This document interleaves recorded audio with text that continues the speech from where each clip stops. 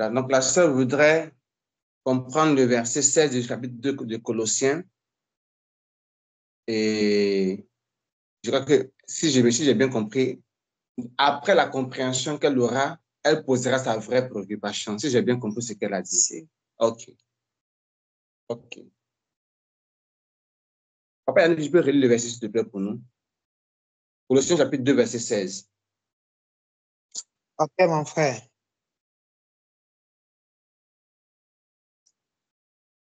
Colossiens chapitre 2, le verset 13. 16. Le verset 16. Oui. Que personne ne vous juge au sujet du manger ou du boire, ou au sujet d'une fête, d'une nouvelle lune ou des sabbats. C'était l'ombre des choses à venir, mais le corps est en Christ. Amen. Amen. C'est le 16 seulement. Voilà. Donc, voilà la préoccupation de la sœur. Voilà. Si le Seigneur vous inspire quelque chose à partager, s'il nous inspire quelque chose à partager pour qu'elle puisse comprendre mieux, avant qu'elle ne pose sa préoccupation, elle dit qu'elle souhaiterait comprendre avant de poser la question. Ou alors, si elle a compris, peut-être que la question ne sera plus posée. OK. Donc, voilà. Le micro est ouvert si quelqu'un voudrait intervenir selon ce qu'il a compris, partager ce que le Seigneur a révélé par rapport à ce passage-là de Colossiens chapitre 2, verset 16. Amen. Amen. Jean-Claude. Oui. Le verset, si j'ai compris ça dans le sens de ceux qui disent, par exemple, il ne faut pas manger le porc, il ne faut pas manger les cellules, il ne faut pas manger le serpent, tout ça là. Et alors que la Bible nous dit que personne ne doit nous juger sur ce qu'on doit manger. C'est un peu dans ce sens que j'ai compris ce verset, parce que ce verset, j'ai déjà eu à l'écouter ailleurs, même dans certains enseignements. C'est un peu ma part de compréhension de ce verset-là. OK. Quand Au fait une nouvelle lune, sans te mentir, bon, moi-même aussi, je ne comprends pas. D'accord. OK. De toute façon, ce n'est pas à moi qu'on explique. C'est le Seigneur qui est là, qui va nous aider. Selon sa parole et par son esprit, n'est-ce pas? C'est lui qui nous révèle sa parole, comme il est écrit. Moi aussi, je vais dans le même sens que le frère Yannick. Vas-y, ma soeur. Par rapport au manger. Pardon? Il disait, vas-y. Je disais, je vais dans le même sens que le frère Yannick par rapport au manger. Au sujet de manger, de boire. Voilà, pour les fêtes, vraiment, je ne me rappelle pas trop, je ne comprends pas trop, mais au sujet du manger, du boire, dans ce sens où même quand peut-être une personne aime une chose et toi tu n'aimes pas, et puis bon, tu veux peut-être empêcher la personne de manger ça, des trucs comme ça, quoi. Comme il a pris l'exemple du porc. Voilà, c'est dans ce sens-là. Ça ne doit pas être une occasion de chute dans ce sens-là pour une autre personne, quoi. Et voilà. Partage le même sens que le frère Yannick. Amen. OK. Au passage, je voulais dire à la sœur Olive, il faut voir si tu peux encore ajouter la sœur Nathalie parce qu'elle est sortie. Peut-être qu'elle n'arrive pas à rentrer. Je crois que, bon, tu vas lever la main, Papa Gare, mais c'était une erreur.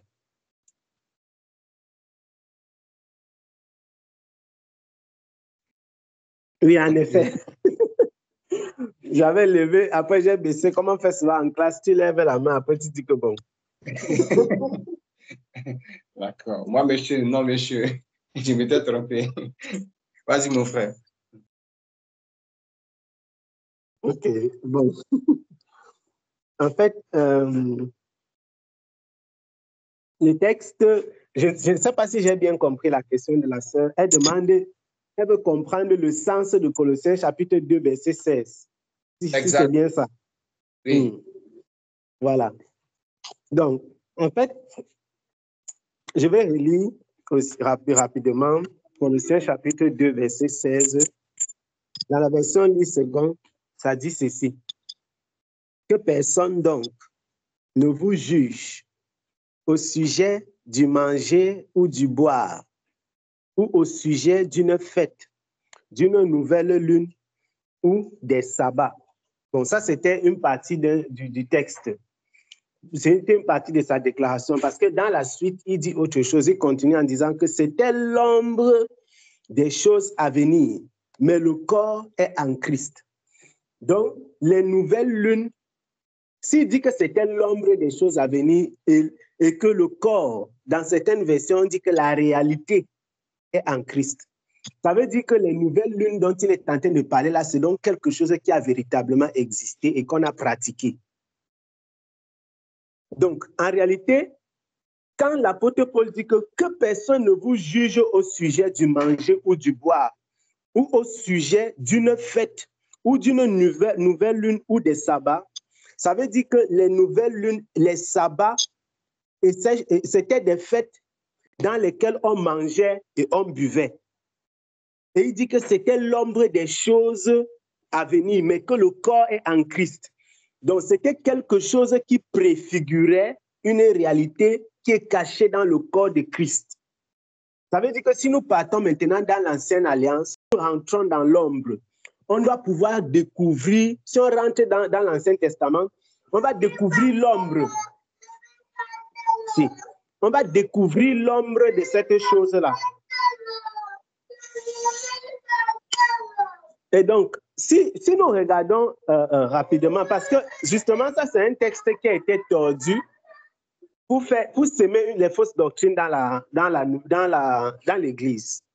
Si nous rentrons dans l'ombre, allons dans l'Ancien Testament pour chercher qui a pratiqué véritablement ça. Et est-ce qu'on pratiquait les nouvelles lunes et les sabbats? Il faut d'abord que nous voyons, est-ce que véritablement on pratiquait ça? Parce que l'apôtre Paul dit qu'on le faisait. Si nous lisons dans Nombre chapitre 10,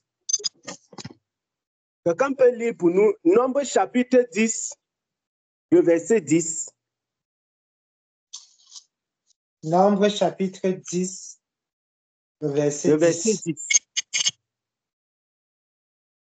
Dans vos jours de joie, dans vos fêtes et à vos nouvelles lunes, vous sonnerez des trompettes en offrant vos holocaustes et vos sacrifices d'action de grâce.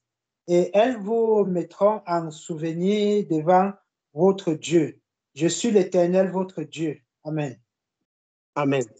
Donc, nous voyons donc l'ombre. Ça, c'est dans l'ombre. Dans l'ombre, Dieu a dit que dans les nouvelles lunes, dans les jours de joie, dans les fêtes, on va sonner la trompette. On sonnait la trompette pour que le peuple soit en souvenir devant le Seigneur. Ça, c'est dans l'ombre. C'est une loi qui a été ordonnée par le serviteur du Seigneur Moïse. Et il a donné ça au peuple. Donc, dans Nombre chapitre 10. Nous comprenons donc que ce n'est pas une invention. Ce n'est pas quelqu'un qui a inventé. Ce n'est pas comme les fausses doctrines des pharisiens, des sadducéens, qui sont nés à une certaine période, personne n'a institué. Ici, c'est quelque chose que Moïse avait dit de sa propre bouche. Et ça existait au milieu du peuple. Et nous pouvons voir qui a véritablement pratiqué ça. On peut voir qui a pratiqué ça. Il y a des exemples dans les Écritures. Dans 1 Samuel chapitre 10, frère Yannick, si tu peux lire. Dans 1 Samuel chapitre 10, tu peux lire le chapitre, 1 Samuel chapitre 20 plutôt, je voulais dire. Tu lis le verset 5. 1 Samuel chapitre 20, tu lis le verset 5 et tu lis encore du verset 27. 1 Samuel chapitre 1 Samuel chapitre 20. OK. Tu lis le verset 5 et ensuite tu lis du verset 24 jusqu'au verset 34. OK. 1 Samuel chapitre 20, le verset 5 dit ceci. Et David lui répondit, voici, c'est demain la nouvelle lune, et je devrais m'asseoir avec le roi pour manger. Laisse-moi aller, et je me cacherai dans les champs jusqu'au soir du 3e jour. Verset Ok, tu lis 24. maintenant à partir du verset 24 au verset 34. David se cacha dans les champs. C'était la nouvelle lune. Et le roi prit place au festin pour manger. Le roi s'assit comme à l'ordinaire sur son siège contre la paroi. Jonathan se leva et Abner s'assit à côté de Saül. Mais la place de David resta vide. Saül ne dit rien ce jour-là, car, pensa-t-il, c'est par hasard, il n'est pas pu, certainement, il n'est pas pu. Le lendemain, second jour de la nouvelle lune, la place de David était encore vide. Et Saül dit à Jonathan, son fils, pourquoi le fils d'Isaïe n'a-t-il paru au repas ni hier ni aujourd'hui? Jonathan répondit à Saül, David m'a demandé la permission d'aller à Bethléem. Il a dit, laisse-moi aller, je te prie, car nous avons dans la ville un sacrifice de famille. Et mon frère me l'a fait savoir. Si donc j'ai trouvé grâce à tes yeux, permets que j'aille en acte voir mes frères. C'est pour cela qu'il n'est point venu à la table du roi. Alors la colère de Saül s'enflamma contre Jonathan et il lui dit, fils pervers et rebelle, ne sais-je pas que tu as pour ami le fils d'Isaïe, à ta honte et à la honte de ta mère, car aussi longtemps que le fils d'Isaïe sera vivant sur la terre, il n'y aura point de sécurité ni pour toi, ni pour ta royauté. Et maintenant, envoie-le chercher et qu'on me l'amène, car il est digne de mort. Jonathan répondit à Saül, son père, et lui dit, pourquoi le ferait-on mourir? Qu'a-t-il fait? Et Saül dirigea sa lance contre lui pour le frapper. Jonathan comprit que c'était chose résolue que de faire mourir David. Il se leva de table dans une ardente colère et ne participa point au repas le second jour de la nouvelle lune, car il était affligé à cause de David parce que son père l'avait outragé. Amen. Amen. Amen. Amen. Tu peux lire 2 Chroniques, s'il te plaît. On va revenir sur ce qu'on a lu. 2 Chroniques, le chapitre 8. 2 Chroniques, le chapitre 8, le verset 13. 2 Chroniques, chapitre 8, verset 13. Seulement le verset 13. 2 Chroniques, chapitre 8, le verset 13 dit ceci. Il offrait ce qui était prescrit par Moïse pour chaque jour, pour les sabbats, pour les nouvelles lunes et pour les fêtes. 3 fois l'année à la fête des pains sans levain et à la fête des semaines et à la fête des tabernacles. Amen. Amen. Amen. Donc, nous voyons, il y a à maintes reprises, la parole du Seigneur fait allusion. Tu peux encore lire dans 2 Chroniques, le chapitre 2, le verset 4. 2 Chroniques, le chapitre 2, le verset 4. Et puis, on va parler, pardon. OK. 2 Chroniques, chapitre 2, verset 4.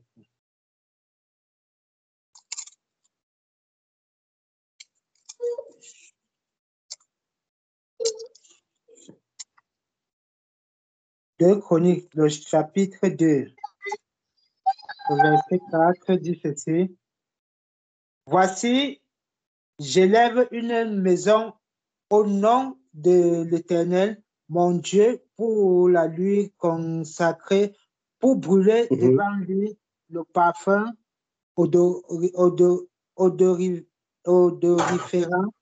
pour présenter continuellement les pains de proposition et pour offrir les holocaustes du matin et du soir, des sabbats, des nouvelles lunes et des fêtes de l'Éternel notre Dieu, suivant une loi perpétuelle pour Israël. Amen. Amen. Amen. Suivant une loi perpétuelle pour Israël. C'est ça que je cherchais. Suivant une loi perpétuelle. En réalité, ce que Moïse a instruit au peuple d'Israël, c'était une loi qui cache quelque chose. Et c'est pourquoi l'apôtre Paul dit que la réalité est cachée en Christ. Si vous allez lire les fêtes de l'Éternel, je crois que c'est là-bas dans Nombre chapitre 23, si j'ai bonne mémoire, le serviteur de Dieu Moïse, il donne toutes les fêtes qu'il y a dans l'Ancienne Alliance. Toutes les fêtes qu'il y a dans l'Ancienne Alliance, l'Ancien Testament, ont un sens en Christ. Toutes les fêtes-là qu'on voit dans l'Ancien Testament, il y avait une réalité, une signification de ces fêtes-là dans le Seigneur Jésus-Christ. On ne va pas rentrer dans les fêtes de l'Éternel et tout ça. Ça se résume dans le verset de 2 Chroniques, chapitre 2, le verset 4 et 6. Le serviteur de Dieu dit que je lève une maison au nom de l'Éternel, mon Dieu, pour la lui consacrer. Or, nous savons que la maison de l'Éternel aujourd'hui, c'est l'Église. Ce n'est pas un lieu. Selon que dans Actes chapitre 7, il est dit, et ailleurs, que Dieu n'habite pas dans quelque chose qui a été bâti, n'habite pas un lieu qui a été bâti par les mains d'un homme. Mais regardons ce qui était dans l'ombre. Je lève une maison pour la lui consacrer. Dans l'ombre, il est dit, je lève une maison pour la lui consacrer, mais dans la réalité, on dit que vous êtes des pierres vivantes. Ça, c'est la parole du serviteur de Dieu, Pierre. Il dit que nous sommes des pierres vivantes, dont la maison de Dieu est constituée par des briques, les pierres qui sont nous. Nous sommes donc les pierres vivantes de la maison de Dieu. Et c'est dans cette maison-là maintenant qui est constituée de nous, l'Église de Dieu. La colonne et l'appui de la vérité, c'est dans cette maison-là que toutes les fêtes s'y sont maintenant résumées. Et c'est là-bas qu'elles trouvent leur sens. Et on ne les pratique plus donc une à une. Donc, on ne va plus pratiquer nouvelle lune, sabbat, fête de l'Éternel individuellement. Pourquoi? Parce que ces fêtes-ci ont été accomplies en Jésus-Christ. Ces fêtes-ci ont été toutes accomplies en Christ. Et si nous prenons chacune de ces fêtes, toutes les 7 fêtes de l'Éternel, tu commences à décortiquer la première, de la première jusqu'à la dernière, tu vas voir que la vie de Christ avait pour but d'accomplir chacune des fêtes de l'Éternel. Certaines ne sont pas encore sur le plan prophétique arrivées. Par exemple, le retour de Jésus n'a pas encore eu lieu. La fête des tabernacles, le regret du peuple d'Israël qui pleure sur le Fils. Ça, c'est encore une autre fête de l'Éternel. C'était la dernière fête de l'Éternel. Et ça, c'est la fête qui annonce, ça c'est au retour. C'est quand le peuple d'Israël se repent de ses fautes contre le Seigneur, qu'il pleure sur Christ comme on pleure sur un fils. Parce qu'ils vont regretter d'avoir sacrifié Jésus. Donc Dieu a caché dans toutes les fêtes-là la réalité prophétique de l'Église et même l'avenir du peuple d'Israël. Il y a un sens à ce que je suis en train de dire. Il ne faut pas dire que je suis sorti de la question. En fait, il y a un sens pourquoi. Parce que toutes les fêtes de l'Éternel et toutes les fêtes, les nouvelles lunes, les sabbats et autres là-dedans, étaient pratiquées par les Juifs chrétiens. Donc, ce que nous avons dit ici, j'essaie en fait de montrer que les fêtes-là ont vraiment existé dans l'Ancienne Alliance et que c'est le serviteur de Dieu qui avait institué ça. Ça, c'est deux choses. Ça a existé et ça n'a pas été institué par... Ce n'est pas une fausse doctrine qui a institué ça. C'est le serviteur de Dieu, Moïse, qui a donné. Maintenant, nous essayons de dire que quoi? Que ça a été institué par le serviteur de Dieu, Moïse, mais ces faits se sont accomplis en Jésus-Christ, raison pour laquelle on ne les pratique plus individuellement. Et les Juifs pratiquaient donc les nouvelles lunes, les sabbats, la circoncision. Les Juifs qui sont venus à Christ, ils ont dit que je veux suivre Jésus, mais je veux aussi pratiquer la loi. Et qu'est-ce qui se passait donc? Les Juifs allaient pour critiquer les églises du Seigneur Jésus-Christ, surtout les églises des païens. Les Juifs allaient dans les églises des païens. Et nous pouvons voir ça à maintes reprises dans les Écritures. L'apôtre Paul met en garde les Galates qui se sont fait avoir par les Juifs qui sont venus au milieu d'eux pour dire que vous devez vous circoncire, vous devez respecter la loi. L'apôtre Paul dit que pourquoi vous avez commencé avec l'esprit et maintenant vous voulez continuer par la chair? Si je me circoncis, c'est que je ne sais pas à quoi me sert la prédication de l'évangile. Si j'ai encore peur de parler de la vérité, ça veut dire que je ne mérite pas d'être un serviteur de Christ. Parce que vous avez commencé avec l'esprit. Est-ce que c'est au nom de la loi que vous avez connu le Seigneur Jésus-Christ ou bien c'est par l'œuvre du Saint-Esprit? Ça, c'est ce que le serviteur, c'est l'apôtre Paul demande dans aux Galates. Et aux Colossiens, en fait, l'apôtre Paul dit, il dit dans ceci, il dit que personne ne vous juge. Pourquoi l'apôtre Paul dit que personne ne doit vous juger? Connectez ce texte-ci au verset 15 que nous avons un peu détaillé il y a de cela quelques jours. Dernièrement, on a un peu parlé du verset 15. Et vous vous souvenez de ce que nous disions concernant le verset 15. La parole du Seigneur déclare, il a effacé l'acte dont les ordonnances nous condamnaient. Verset 14 et 15. Il a effacé l'acte dont les ordonnances nous condamnaient et qui subsistait contre nous. Et il a détruit en le clouant à la croix. Et vous vous souvenez de ce que nous avons dit? On avait dit que la loi de Moïse était une loi que personne ne pouvait mettre sans pratique. Et la loi de Moïse était une loi accusatrice, une loi que Dieu a donné esprit en sachant que personne ne va faire. Et le but de la loi, c'était de conduire l'homme, l'humanité vers Jésus-Christ. Et donc, Jésus-Christ est venu pour annuler la condamnation qui était dans la loi. Vous vous souvenez, on avait vu ça dans le livre de Deutéronome. Si tu respectes Lévitique chapitre 18, si tu as accompli toute la loi, tu seras sauvé. Et comme personne ne peut accomplir, il est donc sous la malédiction. Donc, Christ est venu pour annuler cette malédiction. Et qu'est-ce qu'il a donc fait? On dit qu'il a effacé les ordonnances. Ces ordonnances-là, parmi les ordonnances que Jésus a effacées, il y avait donc le respect du sabbat. Il y avait donc le respect de la nouvelle lune. Je ne sais pas si vous voyez maintenant le lien avec le verset 16. Parmi les choses que Jésus a annulées, il y a le respect du sabbat, les nouvelles lunes, les tout ce qui est dans le panier, il faut mettre. Il dit donc, il a effacé l'acte dont les ordonnances nous condamnaient et qui subsistait encore contre nous. Et il a détruit en le clouant à la croix. Donc voilà ce que Jésus a fait. Le verset 15, il dit, il a dépouillé les dominations et les autorités et les a livrées publiquement en spectacle en triomphant d'elles par la croix. Donc Jésus, en mourant à la croix, donc, il a annulé toutes ces choses. Il a purifié ça dans son corps. Christ est dans la révélation prophétique de toutes les choses qui avaient été écrites et qu'on ne comprenait pas. Ça va s'accomplir dans son corps, dans sa personne. C'est pourquoi il peut soupirer à la croix en disant « tout est accompli ». Donc au verset 16, quand il dit, c'est une suite. Quand il dit au verset 16 que personne donc ne vous juge, c'est parce qu'il vient de parler de ces choses au verset 14 et 15. Parce que les gens vous jugent pour les choses que Christ a déjà accomplies dans son corps. C'est ce qu'il est en train d'expliquer.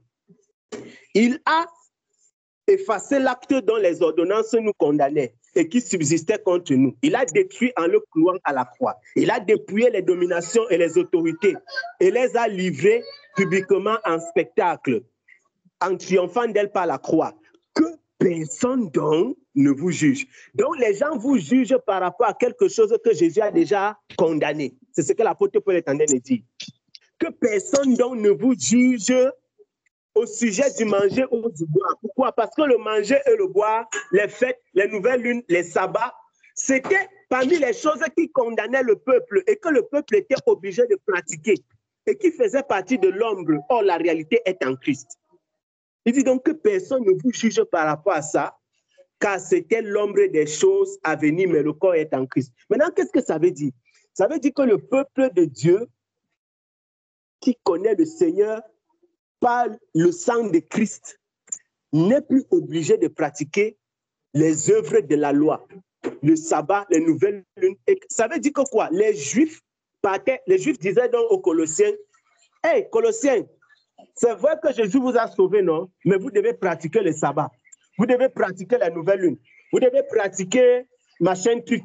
Et tout ce que vous connaissez, les lois là. Vous devez apporter le veau. Vous devez apporter le taureau. Vous devez faire ceci. » C'est comme ça les Juifs disaient. Les Juifs croyaient en Jésus. Les Juifs qui ont cru en Jésus voulaient rester avec la loi de Moïse. Et l'apôtre Paul dit que non, personne ne doit vous accuser parce que vous ne respectez pas les faits qui ont été instruits par Moïse. Puisque Christ a déjà accompli ces choses dans son corps. Et il a annulé les condamnations qui étaient liées au fait de ne pas pratiquer ces choses-là, ces préceptes. Donc, Christ a annulé les condamnations qui étaient attachées au fait de ne pas pratiquer ça. Il a porté ça dans son corps. Personne ne doit donc vous condamner. Oui. Je voulais apporter une précision par rapport à la direction que tu as prise. Je lui donne le micro. Merci. En fait, je bénis vraiment le Seigneur, comment Papa Ga a détaillé et il a dit vraiment des mots vraiment typiques qui m'amènent vraiment à expliquer, à comprendre encore plus ce verset. Papa Ga disait que les Colossiens ont commencé par l'esprit et ils ne peuvent pas terminer avec la chair. Donc, ce verset, pour moi, je comprenais comme que personne ne vous juge ou ne vous reproche au niveau du manger, du bois. Et surtout, ma réflexion est partie sur les fêtes. Surtout les fêtes de Noël, les fêtes de la nouvelle année, les fêtes de mariage. Aujourd'hui, qui est rentré dans l'église, ou même les gens fêtent 2 ans de mariage, ou bien 5 ans, 15 ans, 20 ans. Ils vont maintenant énumérer pour dire noces de cristal, noces de coton, noces de ceci, cela. Et vraiment, ça m'a intriguée et je réfléchissais à ça. Ou bien aujourd'hui, un enfant de Dieu naît, il a 1 an, les gens fêtent les anniversaires. Ou bien aujourd'hui, mais si quelqu'un a son anniversaire, en tant que chrétien, tu ne l'as pas appelé pour lui dire bon anniversaire, ça devient un problème. Donc, sans le savoir, subtilement, on peut dire ça comme ça, le monde est en train de rentrer. Donc, c'était pour comprendre que, en tant qu'enfant de Dieu, on ne doit pas nous reprocher comment nous mangeons. C'est-à-dire que, et ça, jusqu'à dire, donc, le Seigneur veut même qu'au niveau même du manger ou du bois, on doit faire attention. En même temps aussi au niveau des fêtes. Donc, c'est ce qui m'a vraiment amené à réfléchir, surtout aujourd'hui, par rapport aux fêtes. C'est sur ça que vraiment que je voudrais apporter, qu'on appelle ça, ma question. Voici, papa m'a compris. Tout le monde m'a compris. Amen. En tout cas, moi, j'étais compris. Moi, j'étais compris. J'ai très bien compris. Donc, Maman Philo vient d'apporter une précision au fond de sa pensée. Et ça rejoint ce que j'allais dire. En réalité, les gens utilisent le texte-ci pour supporter le fait, pour soutenir l'idée selon laquelle personne ne doit les juger quand ils célèbrent Noël. Parce que quand les gens célèbrent Noël, quand ils célèbrent, je ne sais pas, mais quand quelqu'un passe célébrer funérailles, écoutez-moi bien, il dit que la Bible dit que personne ne doit nous juger par rapport aux fêtes, par rapport aux nouvelles lunes, par rapport au. Donc, laissez-moi célébrer ma fête, puisqu'il est écrit que personne ne doit vous juger. J'ai même déjà écouté un pasteur prêcher sur la base de ces versets-ci. Maintenant, nous venons de voir dans le texte ici que le verset en question ne parle pas de Noël. Ce verset-ci parle des lois qui ont été instituées par Moïse et qui étaient en réalité des condamnations sur la tête du peuple si le peuple ne les accomplissait pas. Et maintenant, donc, Moïse, le serviteur de Dieu, Moïse, comme il a institué ça, ils étaient obligés de faire. Et Christ a donc annulé ça en mourant à la croix. Ça veut dire que le peuple n'est plus obligé de faire ces choses. Donc, personne ne doit te condamner si tu ne fais pas ces choses. Parce qu'en réalité, ces choses étaient obligées d'être faites en l'absence de celui qui porte le péché. Comme Christ a déjà accompli toutes choses, on ne doit plus les faire. On ne doit donc pas te juger par rapport au manger et au boire. Maintenant, venant à la question sur les fêtes, c'est-à-dire que les anniversaires, que ce soit les anniversaires ou les... Elle a cité autre chose. En tout cas, on a déjà parlé de Noël, j'ai déjà évoqué Noël. Les funérailles, les mariages, etc. Il faut toujours faire la différence entre deux...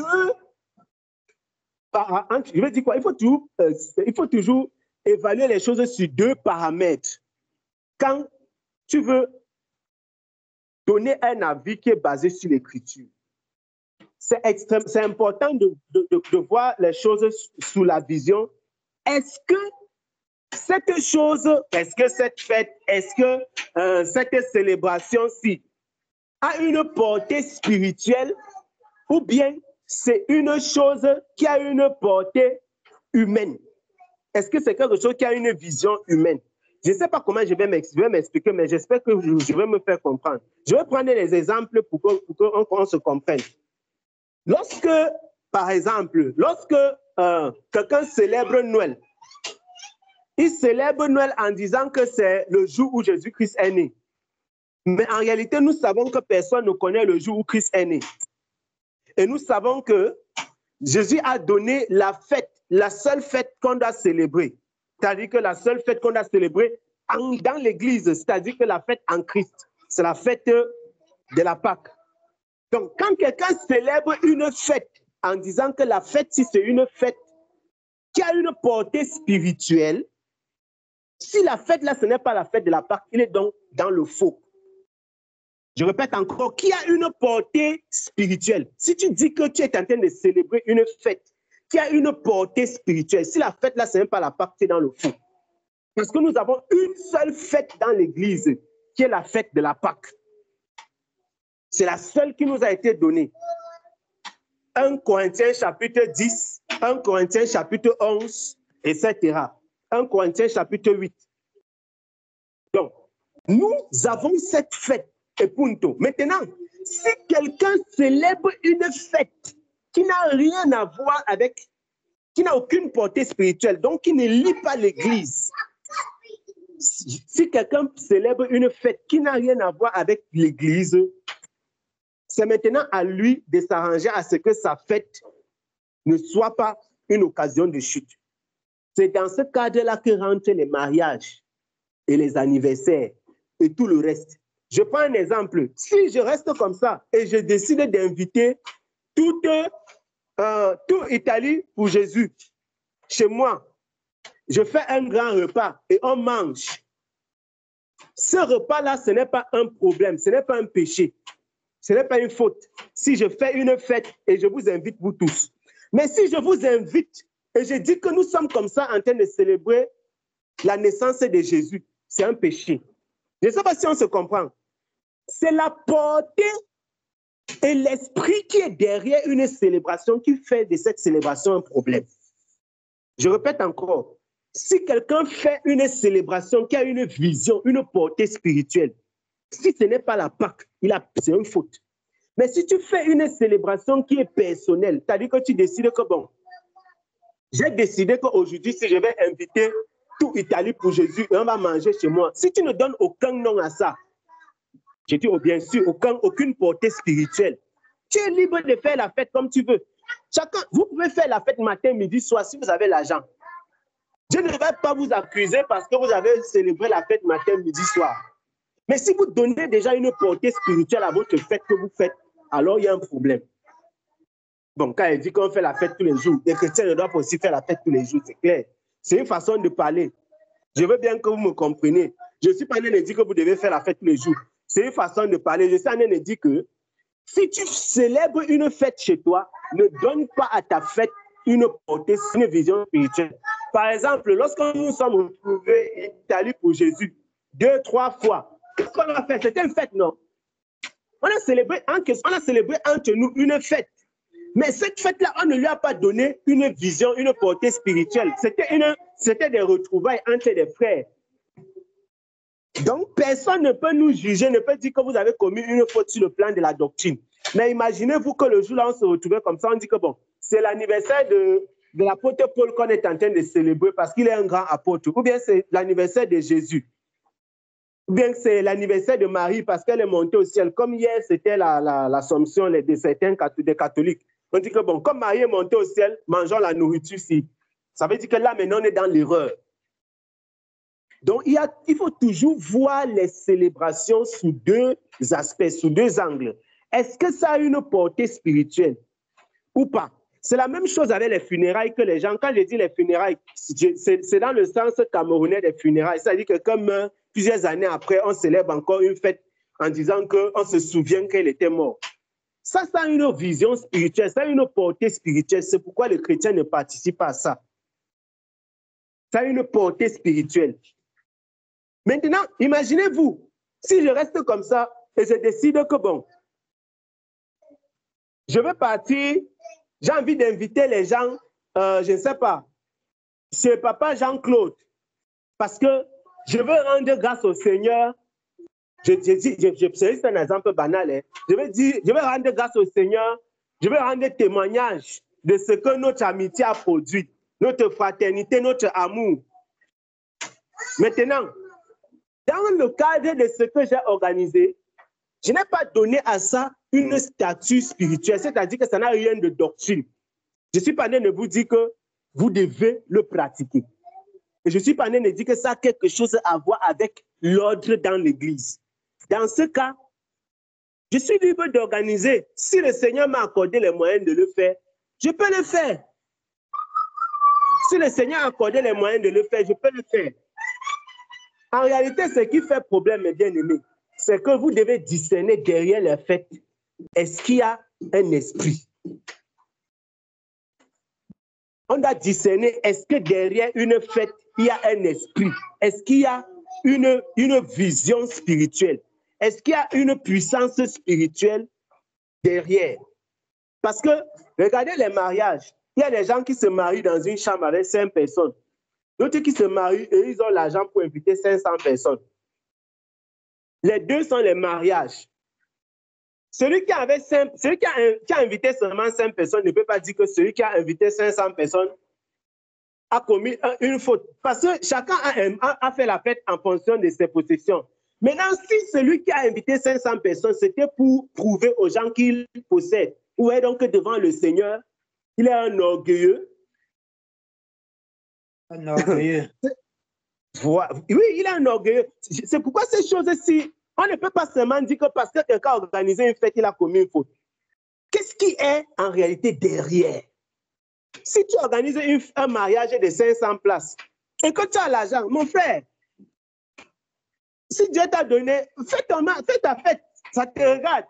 Mais si celui qui a l'argent pour 5 personnes décide de faire pour 1000 personnes parce qu'il a vu l'autre, vous voyez que c'est l'orgueil qui le pousse à faire. Maintenant, il y a dans l'église les chrétiens qui veulent maintenant faire les choses par mimétisme. Les gens veulent faire les choses par... Tu n'as pas l'argent, tu veux faire. Et donc, vous voyez donc que ces choses ont entraîné les gens dans les rivalités. Aujourd'hui, on voit les bride to be. On dit que cérémonie de bride to be. Les chrétiens sont dans les cérémonies de bride to be. Les choses des païens. On dit que non, la cérémonie d'enlèvement, de tuerie, ou c'est tuerie de vie de jeunes filles. Bref, je ne connais pas comment on appelle ça en français. Qu'on va annuler, ou bien qu'on est en train de sortir du célibat. Vous comprenez le sens, la cérémonie là, oui. Toutes ces choses-là, ce sont des économistes qui ont mis ça sur pied pour vendre leurs articles. C'est le marketing. Il y a des organisations qui travaillent derrière ça pour perpétuer ce genre de cérémonies. Parce que derrière ça, il y a tout un marché qui se passe. Et puis, bien sûr, qui sait l'origine de ces cérémonies-là? Et vous connaissez tous les péchés qui se commettent derrière ça. Est-ce que ces péchés peuvent être commis ainsi, sans que derrière, en réalité, il y ait un esprit? Point d'interrogation.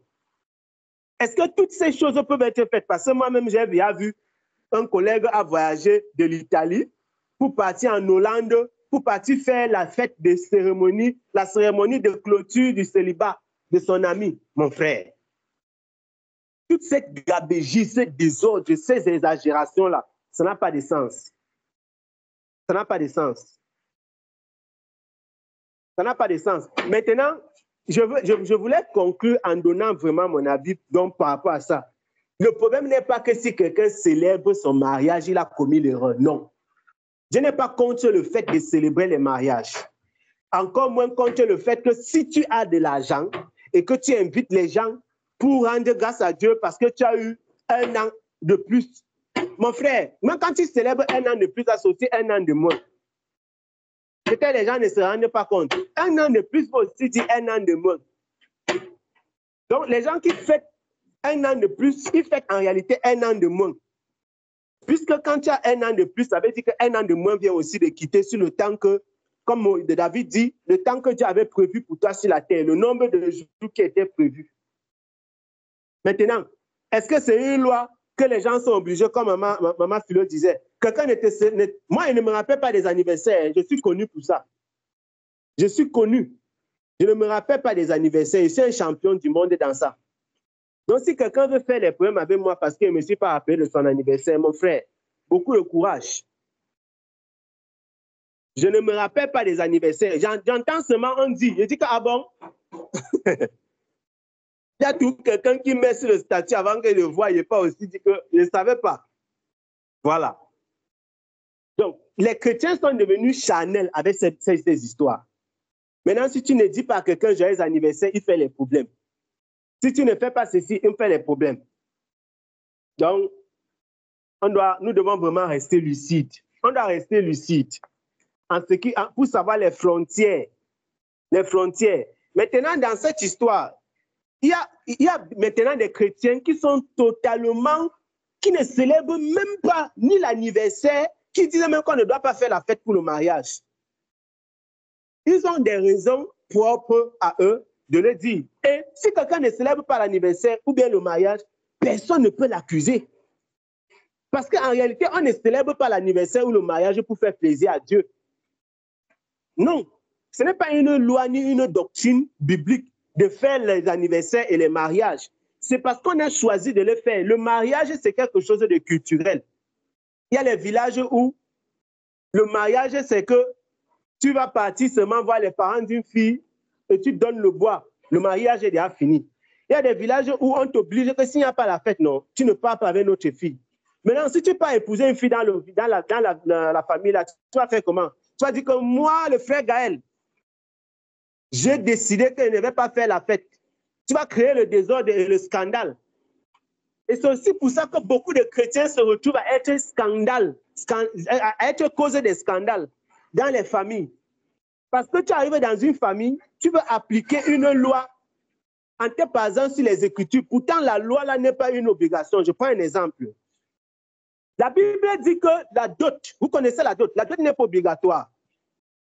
En réalité, dans les Écritures, on dotait une fille si elle était vierge. Maintenant, si moi, je me lève, je n'ai pas doté une fille, enfin, je n'ai pas épousé une fille. J'arrive, la famille de la fille dit que tu vas donner la dot, sinon tu ne pars pas avec notre fille. On fait comment les bien-aimés? Je vais vous écouter là-dessus. Tu donnes la dot, tu pars avec ta femme, c'est simple. Le frère Yannick dit qu'on donne la dot. Les autres, vous pensez quoi? Parce que la Bible dit qu'on donnait la dot seulement des femmes vierges. Les autres pensent quoi? Ah, on donne la dot, non? Maman Grace dit qu'on donne. Moi aussi, moi, je pense qu'on donne. Dites-moi ce que vous pensez un peu. Parce que la Bible dit qu'on donne la dot seulement des vierges.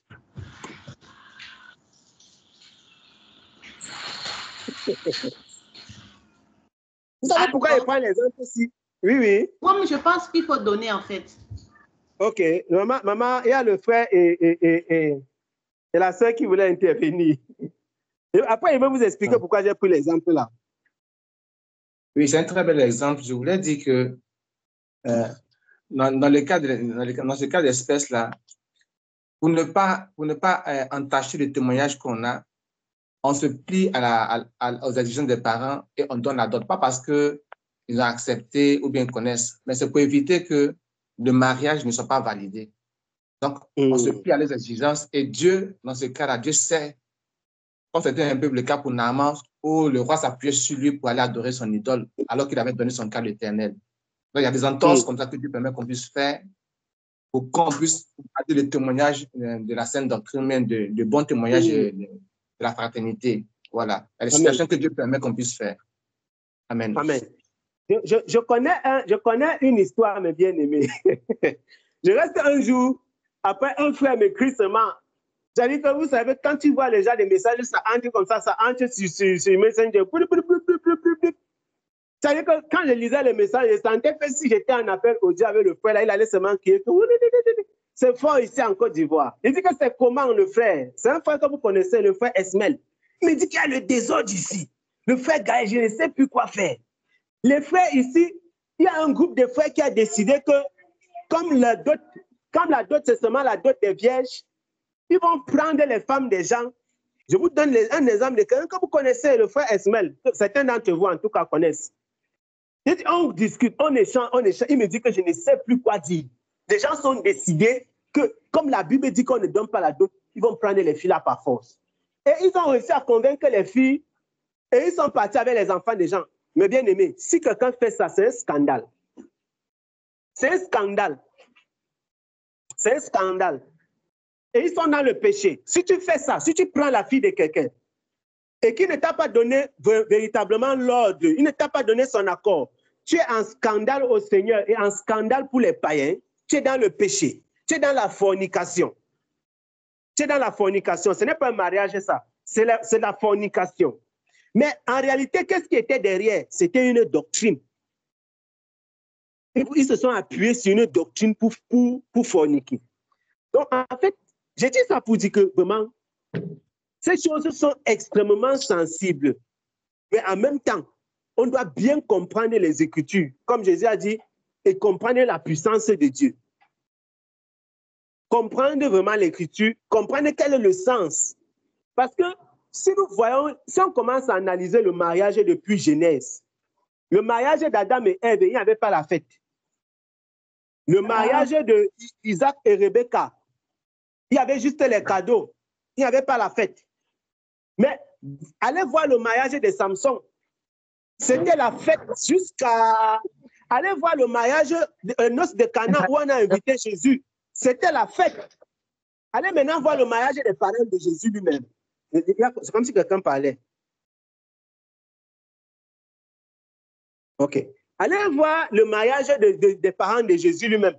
La Bible dit que Marie était promise à son époux Joseph. Donc, tout le monde savait déjà que les deux-ci, c'est mari et femme. Vous savez qu'est-ce que les gens attendaient? On attendait le jour où on va venir manger. C'était comme ça. Si on décide que Jeanne, c'est la femme du frère Gaël, elle est sa femme. Elle n'a même plus le droit de regarder encore quand un homme parle. La seule chose qui fait que les deux là ne couchent pas ensemble, c'est parce qu'on ne s'est pas encore retrouvé pour manger. Parce que le jour où on se retrouve maintenant, on mange, les parents disent que bon, allez faire vos choses. C'est comme ça. Mais tout le monde sait que ça, c'est la femme de tel. Tenter de parler à la fille, là, on va dire que tu as couché avec la femme de quelqu'un. C'est ce que la parole du Seigneur déclare, même là-bas dans Exode chapitre 22. On dit que si tu rencontres une jeune fille qui n'est point encore fiancée, donc quand une fille est déjà fiancée, c'est la femme de quelqu'un. Et donc tu n'as pas le droit de lui adresser la parole pour la draguer. Parce que tu es en train de briser une alliance. Or, cette alliance-là, elle ne prend sens que le jour où les parents donnent le OK et que tout le monde rend témoignage, comme le jour du baptême. Tu ne peux pas venir dire à l'église que tu t'es baptisé et on ne connaît ni celui qui t'a baptisé, il n'y avait personne comme témoin. C'est que ton baptême, là, il y a un doute. C'est pourquoi l'apôtre Paul dit que c'est quoi? C'est un engagement sur la bonne foi. Quand tu dis que tu t'es baptisé au nom du Seigneur Jésus-Christ pour le suivre, ça veut dire que tu t'es engagé, les gens étaient au courant, il y a des témoins. Tu peux dire que voilà la personne qui m'a baptisé, on va savoir, on va le voir. Tu peux dire que telle personne était là. Par exemple, notre sœur Cynthia peut dire que quand je me suis baptisé, il y avait tel, il y avait tel, il y avait tel. Et telle personne m'a baptisé. Vous voyez? Et tout le monde est d'accord. C'est la même chose avec le mariage. Un frère ne peut pas entrer dans une chambre et il dit à une sœur que vraiment, quand elle voit ta face comme ça, c'est net la face que j'ai vue dans mon songe. Toi et moi, c'est nuit et jour, matin, midi, soir. On ne va plus jamais se séparer. Dieu m'a dit que tu es ma femme, mais si tes parents ne sont pas d'accord. Je vous dis comme ça parce que c'est les choses qui arrivent. Et ce sont des scandales. C'est des scandales. On dit que non, allons-y, allons faire. On part. Et les parents ne sont pas d'accord. On scandalise dans le peuple du Seigneur. C'est la même chose qui se passe dans les fêtes. Oui? Je voudrais appuyer ton intervention encore en te donnant des exemples qui vont peut-être nous enrichir, puisque peut-être que tu es parti, en tout cas, tu es pour nous enrichir. Il y a un peu les remariages en griffes comme ça dans l'église, où après 50 ans, bien, ils disent quoi? Ils vont se refaire j'ai oublié le nom. Et voilà, se refaire les vœux. Donc, ils viennent se remettre en acte de mariage. Renouvellement de vœux dans l'église. En plus, maintenant, des célébrations de l'anniversaire de mariage, il y a le renouvellement des vœux. Tout ça là. Comme c'était un nouveau mariage, etc., etc. Ce sont un peu des choses comme ça que nous avons pu remarquer dans l'église de Jésus-Christ, malheureusement, où des hommes de Dieu également aussi prétendent donner l'exemple aux jeunes gens comme étant un motif de fidélité de Dieu, mais qui est, en tout cas, à ce que je sache, n'a aucun fondement biblique. Donc, moi, je voulais ajouter ça aussi dessus pour que tu puisses nous enrichir encore. Amen. Amen. En fait, le frère, c'est ce que j'essaie de dire depuis. J'ai dit que si quelqu'un veut faire quelque chose en dehors de l'église, il n'a qu'à faire. Mais qu'il ne donne pas cela une connotation doctrinale. En fait, peut-être je ne m'explique pas bien, j'essaie de dire que normalement, les hommes de Dieu qui donnent cela comme un exemple dans l'église sont dans l'erreur. Ils sont dans l'erreur de donner cela comme un exemple pour que les gens commencent à faire comme eux. Parce que ce n'est pas ça l'exemple dans l'église. Mais ils sont libres de le faire. Je veux que nous comprenions la différence entre les deux choses. Chacun d'entre vous est libre d'organiser la fête tous les jours dans sa maison. Mais il n'est pas libre de dire que c'est comme ça qu'on doit faire. Je ne sais pas si je m'explique bien, mes bien-aimés. Je ne sais pas si vous comprenez un peu le sens de ce que ça me dit. Je te comprends très bien, mon frère. Je comprends bien le sens. Papa Ga. Oui. S'il te plaît, ce que je voulais comprendre. Est-ce qu'en tant qu'enfant de Dieu, par exemple, si le Seigneur nous a donné des enfants et que je veux être reconnaissante au Seigneur, j'invite mes bien-aimés, tout ça, et puis je mets les photos des enfants, tout ça, et puis je fais l'anniversaire. Oui. C'est mauvais ou ce n'est pas mauvais? Parce qu'il y a aussi, je peux rendre grâce au Seigneur, mais si je dis que mon enfant, après 1 an d'anniversaire, il a 1 an, je viens faire l'anniversaire, est-ce que cela est biblique? Ou bien je me suis mariée, après 20 ans, je vais mettre que c'est noces de coton ou bien de quoi, je vais faire cette fête. Est-ce que c'est biblique? C'est ça, en fait, moi, ma préoccupation, en fait. Je comprends ce que tu es en train de dire, maman. En fait, ce n'est pas une faute de célébrer 1 an de plus ou bien même 100 ans de plus d'une personne. Mais donner ça comme un exemple dans l'église, c'est une faute. C'est pourquoi je dis qu'il faut regarder quel est le but pour lequel la personne le fait? Je prends l'exemple. Si je décide de célébrer chaque mois que j'ai sur la terre, si j'ai les moyens, pourquoi c'est une faute? Je répète encore, si je dis, c'est une faute peut-être dans le sens où tu dépenses l'argent que tu pouvais aider les pauvres, par exemple. Mais quand je dis que si j'ai les moyens, c'est pour dire que je n'ai péché contre personne. Mais si je donne cela comme un exemple dans la doctrine, dans l'Église, c'est une faute. Parce qu'il n'y a aucun exemple dans la Bible qui dit que je dois... Je ne sais pas si je m'explique bien. Je ne sais pas, j'ai envie de... Je dis que non, si tu célèbres ton mariage ou l'anniversaire de ton mariage, tu n'as péché contre personne. Mais si tu dis que les autres doivent célébrer, alors tu es en train de dire que c'est une doctrine qu'on doit respecter. Et là, alors c'est une faute. Parce qu'en réalité, que la forme que tu donnes ça, à ça, action de grâce, anniversaire, tout ça, c'est la même chose. C'est comme certains gens disent qu'ils ne font pas funérailles, que c'est action de grâce qu'ils font. Au Cameroun, aujourd'hui, il y a des gens qui célèbrent funérailles dans action de grâce. Ça, c'est pour cacher le péché. Quelqu'un vient, il dit que allons au village, je vais célébrer l'action de grâce pour dire merci à Dieu parce que depuis que mon père est mort, je suis en bonne santé. Mais en réalité, il est en train de partir au village pour retirer le crâne de son père. Est-ce que vous êtes au courant de ces choses, mes bien-aimés? Ceux qui sont déjà au courant peuvent me dire. Mais vous voyez donc que l'action de grâce, là, en réalité, c'est un péché. Quand par exemple, il y a organisé l'action de grâce de Dieu. Si tu me permets, moi, je voulais te demander le fait de... Tu m'écoutes? Je ne t'écoutais pas. Non. Allô? Oui, allô? Tu Oui, m'écoutes? on écoute maintenant. Oui. Ok, je dis que par rapport à l'exemple d'action de grâce et funérailles ici incorporées, je disais, en dehors même le fait qu'ils partent retirer les crânes, des fois même, le simple fait d'aller remémorer un mort, cela déjà n'est pas bon. C'est une faute. C'est une faute, tout à fait. Dieu est le Dieu des vivants et non des morts. Maintenant, regarde, si quelqu'un, c'est pourquoi je voulais bien expliquer le fond de ma pensée. Si quelqu'un décide de célébrer ses 50 ans sur la terre, il ne commet pas une faute s'il ne fait pas de ça une doctrine. Parce qu'en réalité, je vais prendre un exemple.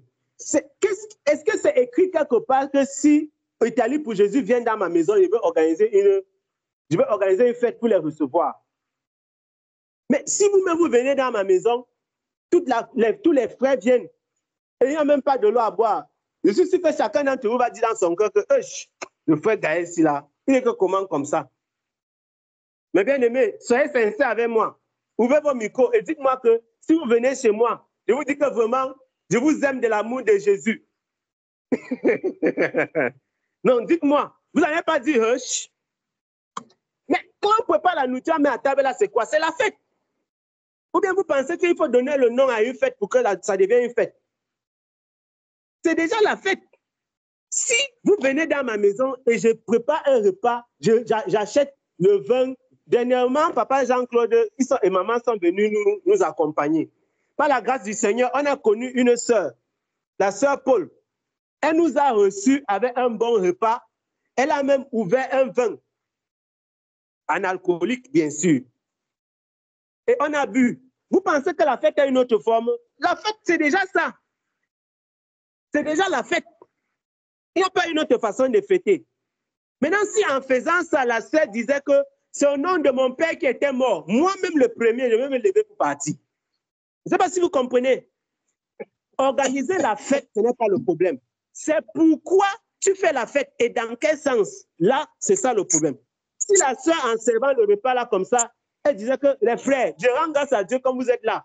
Vraiment, la fête que vous voyez là, c'est au nom de mon grand-père qui était décédé. Moi-même, j'allais porter mes pieds et partir. Parce que je ne peux pas participer à ce genre de fête. Donc, les enfants, en réalité, vous êtes libres de participer si vous savez. Mais c'est ce que l'apôtre Paul dit dans 1 Corinthiens chapitre 8 et 1 Corinthiens chapitre 10. Et plaise au Seigneur, un jour, on va parler de ça. encore. Quand il parlait des nourritures et tout ça, là, ça... Il dit que si tu manges, si quelqu'un ne te dit pas, tu es libre de manger tout ce qu'on va au marché. Mais si tu es déjà au courant, lève-toi et tu quittes. Parce que tu ne dois pas être un sujet de scandale. Si quelqu'un décide de célébrer ses 60 ans sur terre, il a péché contre personne. Mais s'il décide que les 60 ans là, ça va devenir une doctrine dans l'église, comment? Désormais, on fête 60 ans, alors c'est une faute. C'est ça que j'essaie de dire. Parce qu'en réalité, ce n'est écrit nulle part qu'on doit célébrer les anniversaires et qu'on doit le faire dans l'église. Mais il n'est pas dit qu'un chrétien n'a pas le droit de le faire. Tout dépend de comment, dans quel esprit vous le faites. Parce que, je dis encore, tous les jours, vous faites les fêtes. Seulement que vous ne donnez pas les noms à la fête là. Tous les jours.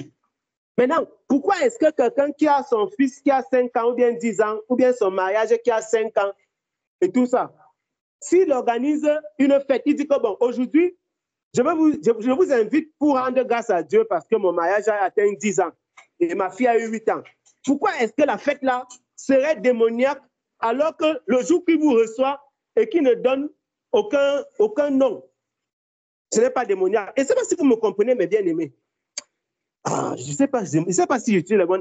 Je répète encore. Frère, Si On comprend très bien, pas grave. Bon, OK. attends un peu, je vais te donner ma compréhension de ton idée. Si peut-être on peut penser qu'on comprend et qu'on ne comprend pas. Tu es en train de dire ceci là. Si on fait une fête, par exemple, comme l'anniversaire, quelqu'un arrive peut-être à la maison, il dit, Oui. elle va 1 an aujourd'hui là. On rend grâce à Dieu, on fête. Sans donner une connotation spirituelle à cette fête-là, ce n'est pas un péché. Oui, c'est ça que tu es en train de dire, non? Je répète, je dis que si tu célèbres les 1 an d'Eva, ce n'est pas une faute. Mais si tu dis que tu célèbres les 1 an d'Eva, parce que tout le monde doit célébrer, parce qu'en réalité, c'est une doctrine qu'on doit célébrer les 1 an, les 2 ans, les 3 ans, c'est une faute.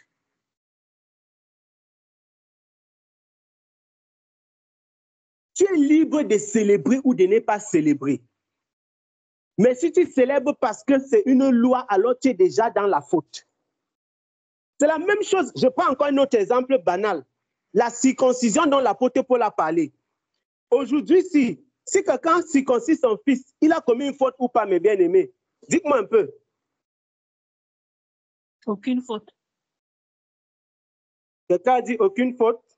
Non, il n'a pas commis de faute. Il n'a pas commis de faute. Pourquoi il n'a pas commis de faute? Parce que c'était dans la loi. C'était dans la loi. Et aujourd'hui, on ne parle plus de circoncision de la chair, mais on ne parle plus de circoncision du cœur. Donc voilà. Donc qu'il circoncis ou pas, il n'est pas dans la faute, quoi, dans le péché. Ok. Mon papa Jean-Claude qui voulait dire quelque chose. Et en plus, on n'a pas condamné la circoncision de la chair. Donc... Intéressant ça. Il y a des réponses qui sortent ici sur lesquelles on doit travailler. En fait, ce que je voulais dire, c'est que la circoncision n'étant pas liée au salut, elle peut tranquillement se faire. Or, dans le temps, avec Moïse, c'était carrément lié au salut. C'était un principe obligatoire qui reconnaissait les Juifs comme le peuple élu de Dieu. Maintenant, ce n'est plus le cas. Ce n'est plus le cas. Amen. Amen. J'ai envie d'embrayer donc sur ce que papa Jean-Claude vient de dire. Aujourd'hui, on fait la circoncision, c'est beaucoup plus à des fins hygiéniques et esthétiques. Hygiénique et esthétique, parce que un sexe circoncis fait moins d'infections. Par exemple, je suis en train de prendre, de revêtir le caractère de l'homme de science. Celui qui a subi la circoncision fait moins d'infections, par exemple, que celui qui n'a pas subi. Non, que celui qui n'a pas subi la circoncision, voilà. Par exemple. Donc, ça revêt un caractère hygiénique et esthétique. C'est tout simplement ça. Maintenant, si quelqu'un fait, imaginez-vous donc maintenant, je vous prends donc maintenant un exemple.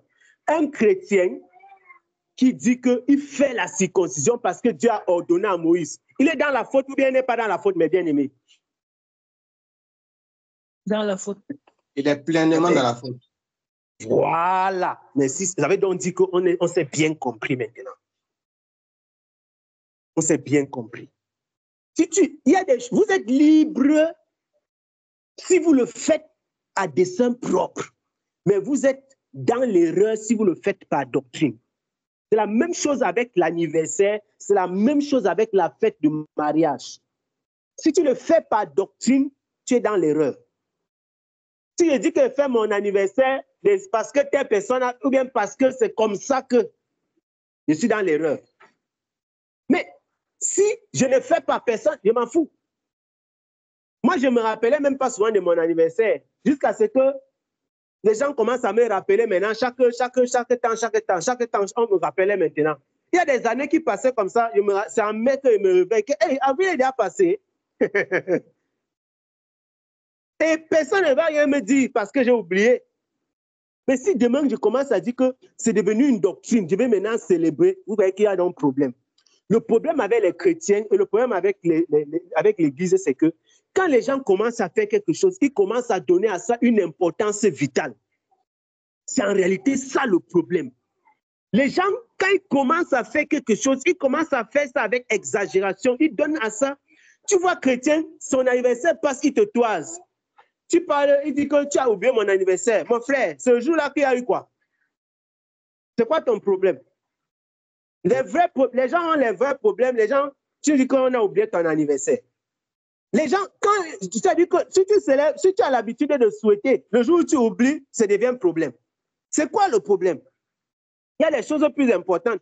Le truc, c'est que nous devons comprendre qu'est-ce qui est vraiment important. Et nous devons savoir où sont les limites que Dieu nous a données en tant qu'homme. Parce qu'il n'y a pas un endroit où c'est écrit dans la Bible que voici comment on organise un mariage. Si vous lisez dans les Écritures, vous n'allez pas trouver ça. Le mariage a évolué depuis Genèse jusqu'à aujourd'hui. Ça révèle, parce que le mariage, c'est une cérémonie culturelle, mes bien-aimés. C'est une cérémonie culturelle. Ce n'est pas une cérémonie doctrinale, ni biblique. Je répète encore, la cérémonie du mariage, c'est une cérémonie culturelle. Ce n'est pas une cérémonie doctrinale. Ce que Dieu appelle le mariage, ce n'est pas une cérémonie. C'est nous qui donnons au mariage une forme de fête. Sinon, devant Dieu, là, le mariage, c'est qu'un homme et une femme se disent oui sous l'accord, leur accord propre et l'accord de leurs parents. Point final. Même si le jour-là, vous êtes à jeune, mon frère, vous êtes déjà marié. À partir du moment où deux personnes se disent d'accord et les parents disent que, OK, allez-y, comme ça s'est passé dans Genèse 24, même si le jour-là, vous êtes à jeune, vous êtes marié. Maintenant, dans certains villages, c'est même la famille de la femme qui apporte des présents. Dans d'autres, c'est la famille de l'homme. Vous n'allez pas dire à quelqu'un qu'il est dans le péché parce que dans son village, c'est comme ça se passe. Et c'est ça donc qui est le problème avec les chrétiens. Et si quelqu'un, par exemple, quelqu'un dit que non, moi je célèbre mes 10 ans d'anniversaire de mon mariage et qu'il n'a pas commis une faute, il n'a rien fait de mal en le faisant, qu'il soit libre de célébrer ses 10 ans d'anniversaire de mariage. Mais si toi tu pas célébrer parce que tu as vu que lui l'avait célébré, tu es en train de convoiter. C'est ça le problème dans l'église. Les gens font parce que les autres ont fait. Les gens maintenant n'ont pas les moyens de fêter l'anniversaire, mais chaque année, ils se sentent obligés. Il y a des gens qui célèbrent l'anniversaire chaque année comme si on avait mis le couteau sur leur cou. Si tu ne célèbres pas, ça va te faire quoi? Vous voyez? Vous voyez donc, cette fête devient des pierres d'achoppement, pas parce que la fête en elle-même c'est un problème, mais parce que le cœur des gens n'est pas bon. Célébrer l'anniversaire, ce n'est pas un péché. Hein? Dieu ne peut pas accuser un homme parce qu'il a célébré son anniversaire, parce qu'il a dit que je rends grâce au Seigneur d'avoir 20 ans, d'avoir 10 ans, d'avoir 50 ans. Mais si tu as convoité dans ton cœur pour célébrer ton anniversaire, si tu as été, le Seigneur te dit que aide telle personne, tu dis que non, mon anniversaire approche, je ne peux pas aider la personne là parce que j'ai mon anniversaire. Vous voyez donc, voilà le péché là-bas. Ce n'est pas la fête le péché, c'est tout ce qui est autour. Parce que, je répète encore, tous les jours nous fêtons. Tous les jours. Si je vous réunis dans la maison-ci et je mets la nourriture à table avec la boisson, c'est la fête. Quelle que soit la forme qu'on va donner à ça, c'est la fête. Maintenant, si je dis que c'est la fête de la naissance de Jésus, mon frère, sauve qui peut. Chacun se bat. C'est la forme de la fête qui a un problème, mes bien-aimés. Les chrétiens exagèrent maintenant. Ils exagèrent. Ils exagèrent. Et sur ça, vraiment, souvent, je suis même choqué. Il y a des chrétiens qui ne se marient pas parce qu'ils ont peur même du mariage. Parce qu'on dit que le mariage coûte 5 millions, 10 millions. Ils ont même peur de se marier. Parce que la fille là a dit que non, mon mariage doit avoir 300 invités. Mon mariage doit avoir tel nombre. Ça, c'est quoi? Ça, c'est de la convoitise, c'est l'orgueil. Vous voyez? C'est l'orgueil. Le cœur n'est pas pur. Est-ce que le mariage lui-même, il a un problème? Non. C'est le cœur de la personne qui est mauvais. C'est le cœur qui est mauvais. C'est le cœur. Le cœur n'est pas bon. Maintenant, on justifie en disant que personne ne vous juge au sujet du manger et du boire. Pourtant, ça n'avait rien à y voir.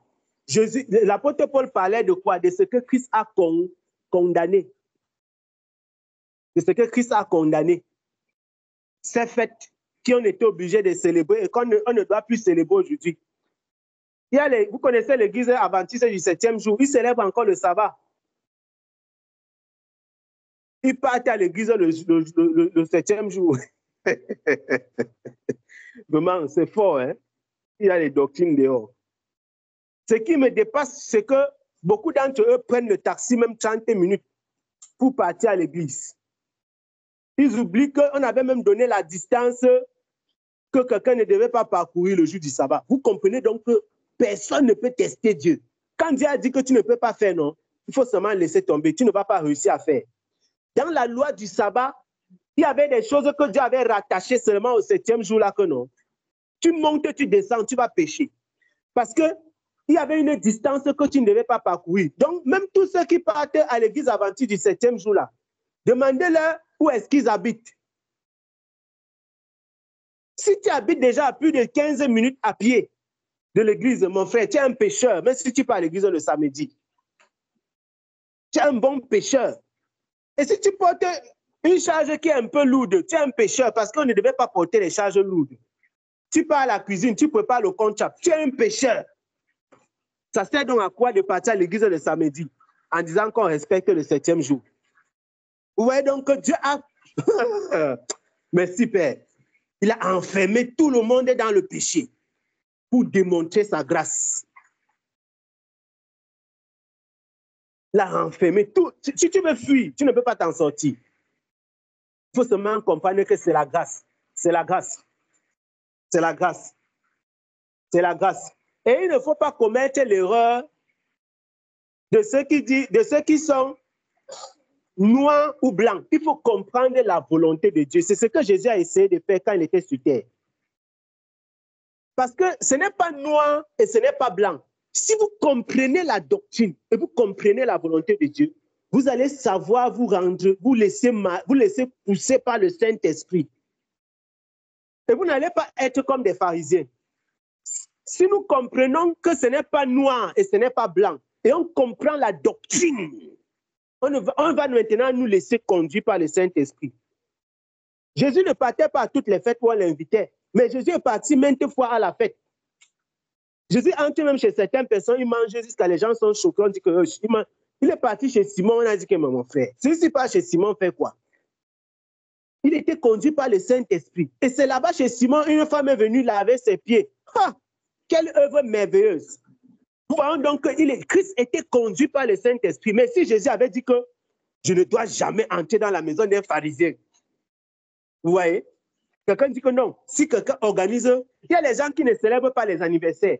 Mais leur loi, c'est que si quelqu'un organise l'anniversaire, il ne va jamais partir. Un chrétien n'est pas comme ça. Un chrétien ne vit pas avec les je n'ai jamais, je n'ai jamais. C'est le Saint-Esprit qui conduit les enfants de Dieu, pas les je n'ai jamais, je n'ai jamais. C'est le Saint-Esprit. C'est le Saint-Esprit. Mais c'est aussi clair qu'il y a des choses qu'on ne peut pas faire. Si tu m'invites au funérail, je ne viens pas. Sauf si Dieu me dit que pas.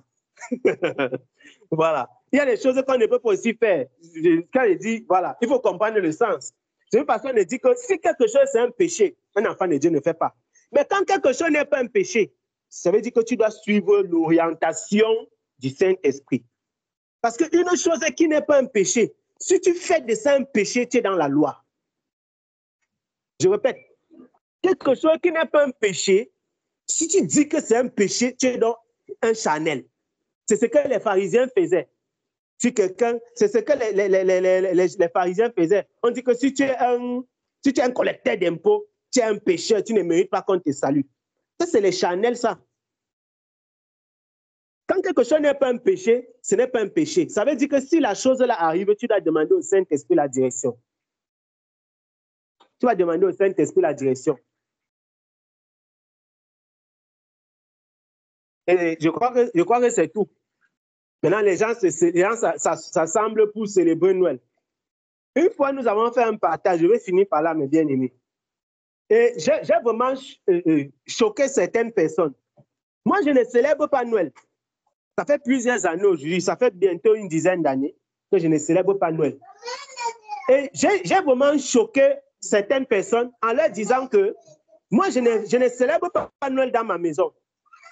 Mais il peut arriver que le jour de Noël, je peux te rendre visite à quelqu'un qui célèbre Noël. Parce que un frère était venu me poser la question comme si c'était un piège. Que le frère, si tu ne célèbres pas Noël, c'est vrai que j'étais ici en Europe, je ne rends même pas visite aux gens le jour-là. Il me dit que vraiment, je suis fâché contre telle personne. Le jour de Noël, il rend visite aux gens. C'est comme si tu célébrais. Il me dit que le frère Gaël, qu'est-ce que tu penses? Il dit que je pense que si Dieu me dit que rend visite à quelqu'un, que ce soit le 1er janvier ou le 25 décembre, il part. Parce que ce n'est pas parce que quelqu'un célèbre Noël qu'il est devenu un ennemi. Le Seigneur peut te demander d'aller guérir un malade. Tu vas dire que comme c'est le jour de Noël, je ne rends pas visite au malade en question. Vous voyez la loi dans laquelle les gens sont. Non, parce que tel frère célèbre Noël, je ne lui rends pas visite aujourd'hui. Est-ce que tu sais que Dieu peut t'envoyer chez lui le 25? Et c'est le jour-là seulement que Dieu avait choisi. Et donc, pourquoi nous ne devons pas marcher comme des tortues ninjas? Nous devons être conduits par le Saint-Esprit, mes frères. On doit être conduits par le Saint-Esprit. Quelqu'un peut célébrer Noël et tu pars chez lui le jour de Noël. Tu manges même la nourriture qu'il a préparée le jour-là. Et tu n'es pas en train de célébrer Noël parce que Noël, c'est un esprit. Noël, c'est un esprit. C'est un esprit. Nous sommes les hommes spirituels. Jésus dit que le Saint-Esprit, le vent souffle. Tu ne sais pas où il va. Tu sens seulement le vent souffler. On n'arrête pas un homme spirituel. Et un homme spirituel ne marche pas par article 1, article 2, article 3. Et le frère était vraiment choqué d'entendre ma réponse. Et ma réponse n'a pas changé. Je vous partage aussi ça. Tu ne peux pas dire que tu ne vas pas saluer quelqu'un parce qu'il célèbre Noël. Bon, moi, il ne célèbre pas. Et je n'encourage pas les gens à célébrer. Je suis contre. Et je ne rends pas visite aux gens. Mais si un jour le Saint-Esprit me dit que va chez cette telle femme qui célèbre Noël, je ne vais pas dire que Seigneur, scandale, qu'est-ce que tu me demandes de faire? Parce que je sais que Dieu est libre de faire ce qu'il veut. Et nous devons être comme ça, dans l'air du Saint-Esprit. C'est comme ça que nous devons marcher. C'est comme ça que nous devons marcher.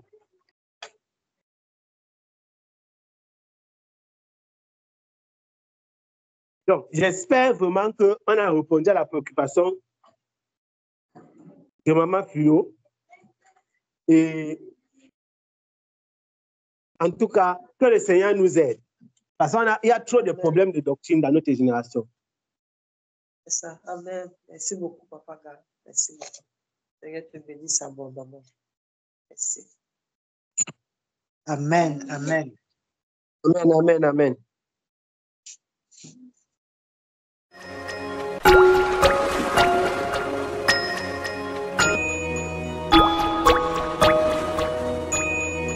Mm-hmm.